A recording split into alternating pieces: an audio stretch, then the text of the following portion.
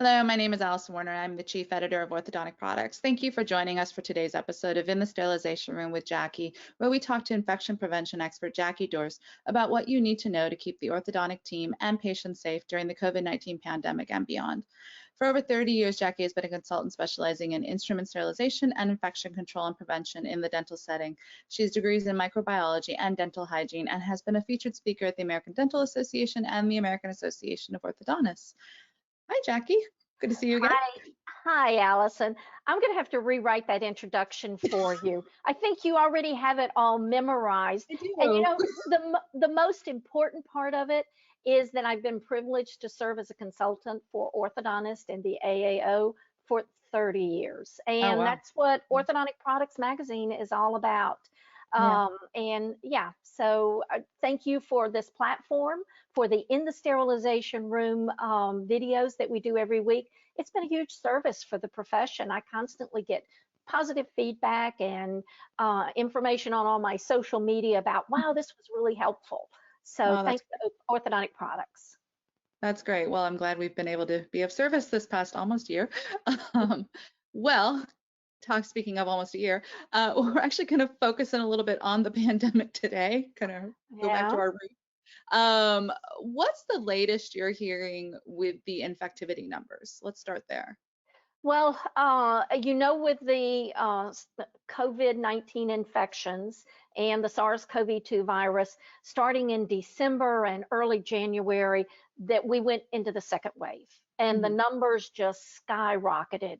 And the media was filled with information about hospitals that were at capacity. And if you looked at the infectivity numbers during that period of time, the number of infections per 100,000 of population was in the 90s, 90 cases per 100,000 of population, even some over 100 cases, the highest that we had seen since March 16th, when the pandemic was identified with it. And what we're seeing now that we're at the end of January and the beginning of February is because of the increased precautions in different states, adherence by everyone to the recommendations of social distancing, wearing your mask, hand sanitizing, and then not gathering in large groups. You know, no groups larger than 10 is even mandated by the governments in several states. Those infections have declined. And when I checked them this morning, we are down to 43 infections per 100,000 in the entire United States, and even lower in many states. It's good to see those numbers coming down. In the next week or two, we'll probably still see an increased number in the deaths. And that's been alarming because there will be a lag period. And I've noticed also with several states that they're relaxing their restrictions because those numbers are coming down. And I think that it's important for orthodontic team members to remember to remain vigilant. Just because those numbers are coming down, until really your community gets below the number of 10 infections per 100,000 of population, that we can't get back anywhere near normal.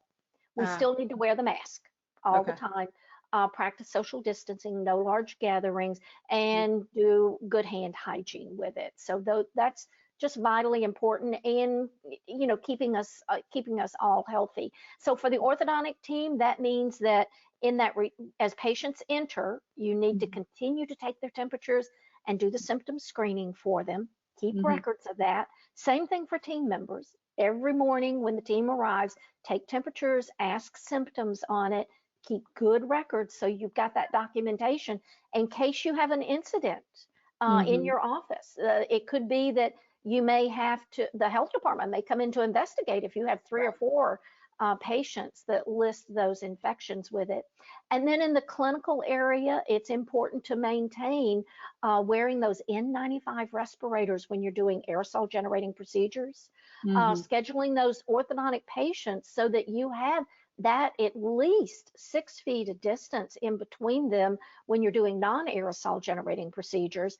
and that you have a confined or a segregated area for those orthodontic procedures with aerosol generation, and that you're using all of the precautions and allowing for settling time after that procedure. And that'll depend on the HVAC system in your building, and are you using extra oral evacuation, and maybe even have a portable HEPA filter. So lots to consider. Don't get lax now, just as we see a little bit of improvement, because then that could stimulate, if we get lax, a third wave. Right. And that's a serious consideration for us now. Yeah. Exactly. Well, one of the concerns that's getting a lot of media coverage right now is the issue of variants. And what should we be concerned about, and what could this mean for vaccines that are currently being administered? Oh, that's a multi-point question, Allison. Sorry. Variants and vaccine, you Oh, add those in together. Well, first of all, there are three major variants that have been identified. We'll call them, for simplicity, the English, the South African, and the Brazil. mhm, Now, in reality, they're really over 50 different variants mhm, of the SARS-CoV-2 virus. right. If anyone who's interested in the science, I'm always the science nerd with it. If you'll go to the website nextstrain.org, it gives you variants of all microorganisms that causes infectious diseases. And Mm, there is a web page specifically for COVID-19. okay. And when you look at that map, if you'll bring that up for everybody to see now, you'll see Mm, all these different colored lines that are coming from different countries with, 50, 60 variants of this virus. mm, Because when the virus replicates each time, and it doesn't take very long for it to replicate, yeah, once it gets inside of a cell and it can use that cell's mechanism to replicate, then there's mhm, a chance that it can have a mutation, a variation, if you will, in its right, replicating mechanism. And these viruses, they're determined to survive. right. And they're going to find a way that they can optimally survive by changing to go around any of the barriers that we've put up, such Mhm, as the vaccines mm, that prevent the virus from latching on to, you've heard that spike protein, right. that it prevent that, or that will go around in in in any number of ways that it can prevent infection in the person. So Mm, the vaccines are our hope for the future, mhm, but if the virus keeps mutating, the question out there among the science community and the pharmaceutical community is the vaccine still going to be effective against these variants of the mm, virus? okay. And right now, the science is, and this is changing day by day as more data and more research is done, that the vaccine is currently effective against the English version, which Right. is highly more infectious Mhm, and version of the virus. It seems to be effective against the South African one, but maybe less effective with it. And there's mhm, a real concern with the new Brazilian, okay. that the vaccine is not as effective. And the Brazilian one seems to be much more infectious, almost Mhm, 50% more mm, infectious. And it seems to be causing symptoms and active disease in more children oh, okay, than the original virus, if you okay. would, refer to that. So Mm, considering these variants, what we just talked about with your first question in there about what do orthodontic offices need to be doing, it's yeah, so important for us to remain vigilant and to keep up those safe airborne aerosol disease prevention yeah, infection control protocols right now in the orthodontic office. okay. Now, the vaccine started rolling out. I Mhm, received my first injection. I was a 1A category because I am a caregiver right. for my aunt in a nursing home. So I received my first one December the 30th. I've already received my second injection. But Mhm, what CDC is telling us is to maintain wearing a mask and the good protocols even after you're vaccinated, because right. it's not 100% protection. Yeah, 90, 95%. When you've had the first dose, you may only be 50% protected okay. until after you've had the second dose. then you might acquire that 90-95% protection. Mm-hmm. So there's a little bit of open window there, if you will, that you could acquire an infection with it.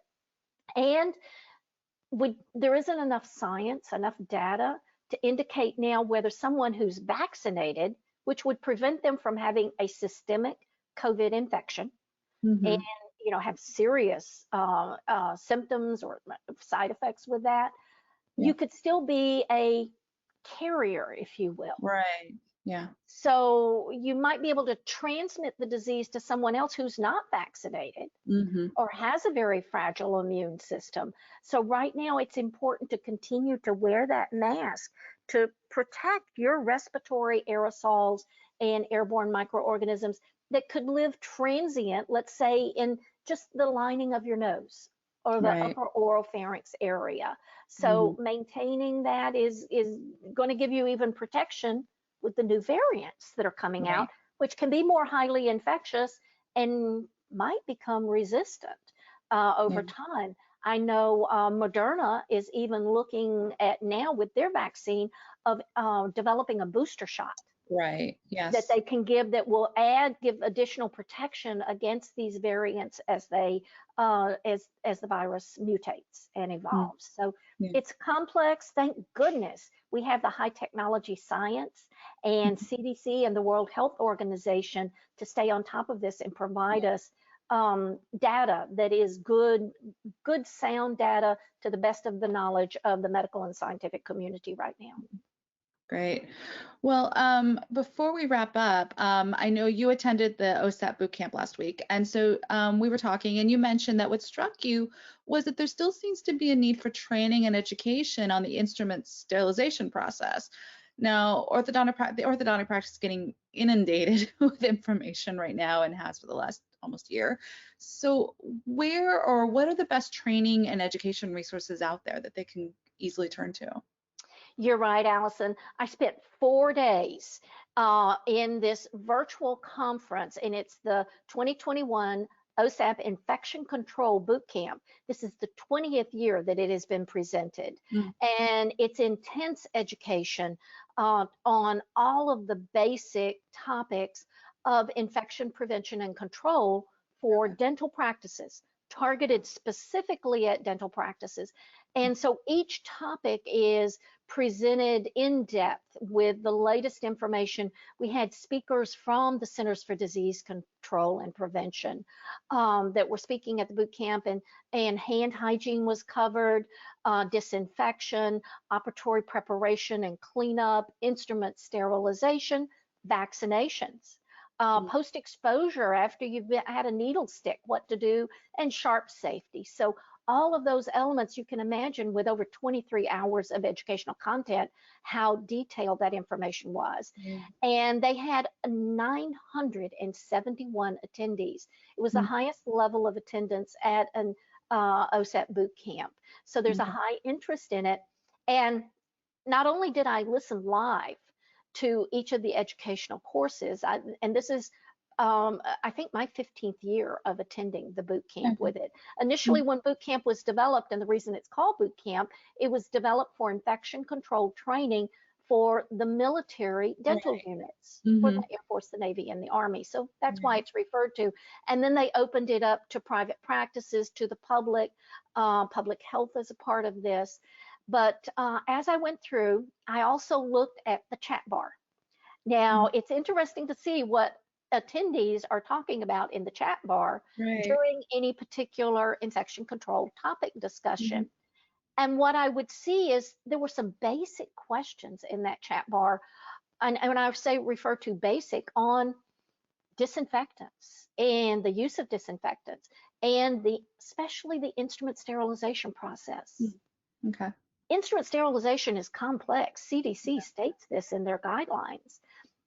And what I noticed was not only the dental assistants and the dental hygienists and the doctors who were attending, as they learned this new information, their concern was, how can we train our entire team? How can we provide this training to the sterilization tech, the person who is boots on the ground? Yeah. that the person who is doing all of these procedures.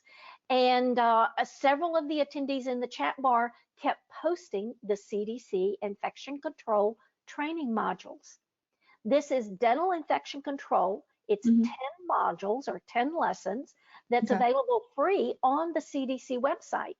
And so what I would see them doing in the chat bar is going, here, I found the link, posting it up to someone else's question. Okay. Now, that's been there, that training module's been there for several years. Okay. But as the different speakers would pull a slide or information from that training module and say, now this information is available to you on the CDC training model, then some of the newer attendees, newer members to the profession, Hmm. were looking at that. And I had live was one of our Ortho Sparkle and Shine Scholarship winners. Mm. Samantha Reeder was live. She stayed with it all 4 days. Her orthodontist, Dr. Diane, had given her 4 days to sit in live on all of these meetings. And so Okay. we would even chat in there. She'd go, how do Yeah. we do this particular infection control protocol in the ortho office? And of course, it's our open bay design that is the big challenge for Oh, airborne and aerosol disease, right. and our rapid schedule, that Hmm. turning over of seeing 80, 100, 120 patients a day. Hmm. Wow, that's a challenge. That's a lot of patients coming in and out of the office. So I'd highly recommend the CDC training modules. I think every ortho clinical team member should go through those training modules as part of their education. The Okay. next best place to go, or the second, would be to go to the AAO. Mm. The American Association of Orthodontists has infection control information that's specific for orthodontic practices, and they just updated their educational portal. It is Right. so much easier to navigate now and to locate the courses. And I've been privileged to post many of the OSHA training courses. There's a respiratory protection plan course on there from last fall. And then the OSHA update that was just posted from this past December. And then I'll do another March 23rd COVID-19 tune-up, a 7-point safety checklist for Okay. it, that I'm going to go over what's the latest from OSHA and CDC Hmm. that we need to know during the pandemic for ortho offices. So I'd highly recommend that ortho specific information with it. Hmm. Even the World Health Organization just Mm. put out 3 new videos, and we have, we tend to be focused on the United States because you and Yeah. I are in the United States, but you Right. have international viewers and True. readers Yeah. for orthodontic products. And so the World Health videos, it's 3 videos Mhm. on implementing infection control in your dental practice, very Oh, easy to adapt to the orthodontic practice. And we can provide, a link for that. And so that's good information, good basic information to have with okay. it. So we've got CDC, Hmm. the AAO with it, and the World Health Organization videos that'll all provide extra information. And then I want to highly recommend OSAP, the Organization for Safety and Aseptic Procedures. Right. This conference with their 23 hours was recorded. And for all of the 971 attendees, it will be available starting February the 5th, this Friday, and will stay up on the platform until the end of March. So Okay. they're still even having more people register that couldn't Mhm. attend the live conference, so that they'll be able to access this valuable information online and use it as training for their infection prevention coordinator for the office, for their OSHA coordinator for the office, for anybody who wants to learn that information. And then there's always the opportunity to become a certified infection preventionist for the dental profession from Right. OSAP in the coming year. There is Yeah. a major 3-step process, so it's a year-long commitment, Mhm. but that's available to anyone who wants to develop that expertise. Okay. Well, great. Well, thank you so much for this information, Jackie. I think it'll be really valuable. We will be back next week for the next episode of In the Sterilization Room with Jackie. In the meantime, to catch up on the latest on past episodes and to check out the latest orthodontic industry news, visit our website, orthodonticproductsonline.com. Until next time, take care and stay safe.